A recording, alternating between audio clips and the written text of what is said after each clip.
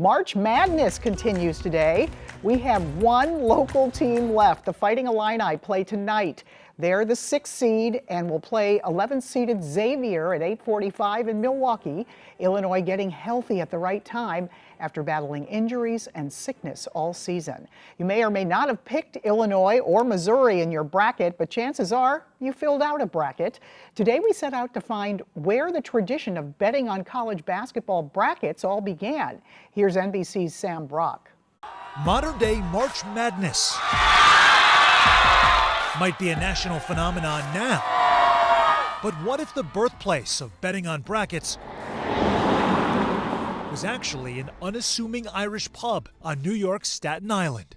He started this in '76. He dedicated his life to Jody's. As Terrence Haggerty tells it, his father founded Jody's Club Forest and immediately had a watershed idea, picking the final 4 teams and the champs with an entry fee of $10 per bracket. I'm not going to tell you, it's official that we were the ones who started it. My father just started a pool, and it just grew, and the popularity of it was just astronomical. What would Forest Avenue look like at the height of the tournament? Total gridlock. Total gridlock. It was crazy. Like, you could not get up Forest Avenue. That first year in 1977, Haggerty says it was 88 entrants with a pool of $880. Jimmy Steinhilber was part of that first pool, and for many years to come. It was the thing to do on Staten Island. I mean, if you were a sports fan, you were in Jody's pool, and if you weren't, then you weren't a sports fan. That's pretty much what it was. The winnings ultimately hitting hundreds of thousands of dollars, all in cash. My living room and my dining room had a long table, and they were just older, my mother's friends, and they were the ones inputting the picks. Wait, you had a whole workforce that was basically family and friends. Family and friends. I'm picturing like some dark room with like a whole bunch of tables, and you've just got mounds and mounds of mounds brackets. of papers. Yeah, it was really crazy. The breaking point came in 2006 when 1.6 million in winnings prompted a visit from the IRS, which had a facility 2 blocks away. One of the wildest parts about all of this, there was an IRS office in this building on the 2nd floor.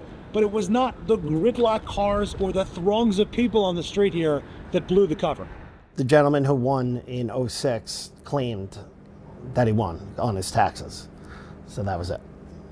Jig was up at that point. Jig was up. The unforgettable ride, coinciding with a potentially equally historic tournament jolt hundreds of miles to the south. From 1978 to basically the early 2000s, my dad ran a pool every year.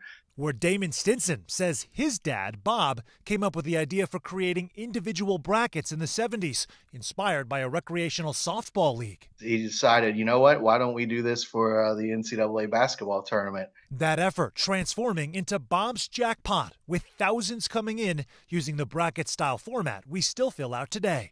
We really love college basketball, and we love sports, and we're not afraid to make a wager or two along the way. Tennessee feels frisky to me. Wherever and however the roots sprouted. All right, who do you have in the finals? I have St. John's will play Duke. The impact of what happened here will always be cherished like a buzzer beater for the ages. Sam Brock, NBC News.